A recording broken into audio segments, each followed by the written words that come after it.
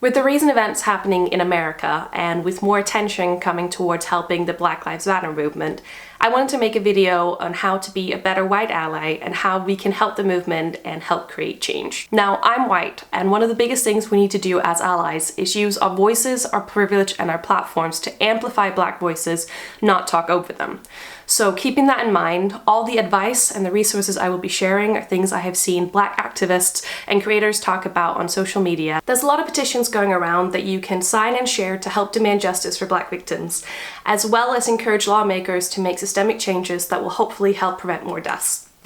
This card is an amazing resource because it tries to collect all the links in one place, and it's constantly updated. So if you don't know where to start when it comes to petitions, definitely give that a look. There are also links to organizations who are trying to make police reform or who are helping rebuild communities, and it's all worth looking at, so definitely check out the different sections of that card. If you have money to spare but you aren't quite sure where to start with donations, this organization splits your donation to over 70 different organizations and bail funds, so it can be a good place to start. Social media is an incredible, powerful tool, especially when it comes to things like this. It's a great way for you to look up resources and share petitions, and also a good way to amplify Black voices by retweeting, reblogging, or reposting what they're saying and hopefully sharing it to your audience. I would highly recommend checking out the hashtag Black Lives Matter on both Twitter and Instagram, as people are using it to share their stories, share resources and information, and it's a great way to stay educated and to listen to what Black people need from us. It's also a great way to listen to the people who are out protesting right now.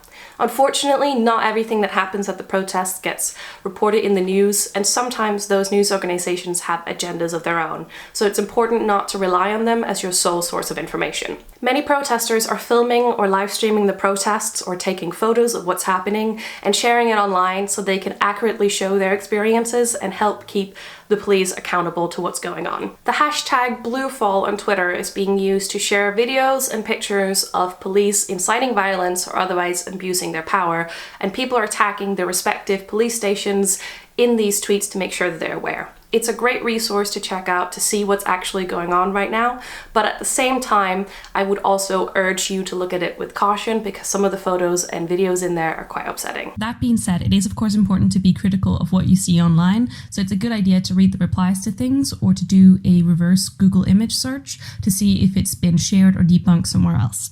Because racism is a systemic part of our society, a lot of us have unfortunately learned behaviors and beliefs that are racist without us even noticing, which is why it's so important that we educate ourselves on what it means to be anti-racist and how we can change those behaviors and unlearn those thought patterns and keep the conversation going off of social media with people who might not see everything that we do online. Twitter user Victoria Alexander is an anti-racist researcher, and she put together this reading list with different sections depending on how new the concepts are to you. She also put together this resource guide, which is a good starting point for you to find ways to educate yourself on systemic racism, white privilege, and how to unlearn racist behavior. I've also seen the book Why I No Longer Talk to White People About Race by Rennie Edo-Lodge being shared around as a good starting point. This article on Medium has 75 things that white people can do to help racial justice, and it's a long list, and there's definitely something that everybody can do right now.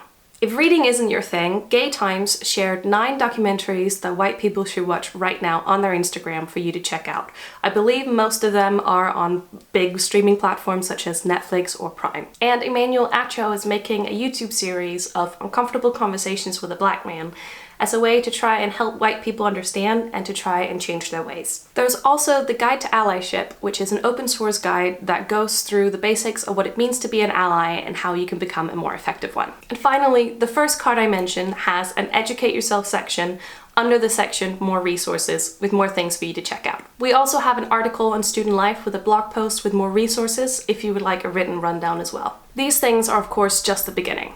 We need to continue to educate ourselves and listen to Black people, and we need to apply this knowledge to our everyday lives and take it offline.